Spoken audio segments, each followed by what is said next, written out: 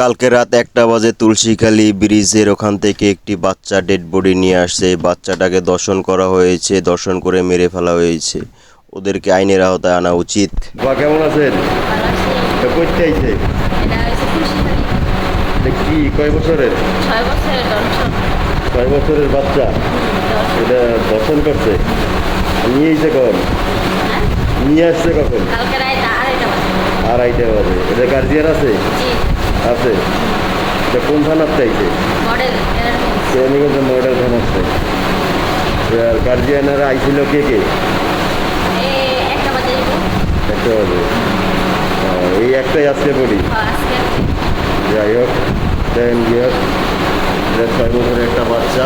কালকে রাত 1টা বাজে এই হাসপাতালে মর্গে একটি বাচ্চা ডেড বডি আসছে। এই বাচ্চাটাকে দর্শন করে মেরে ফেলা হয়েছে।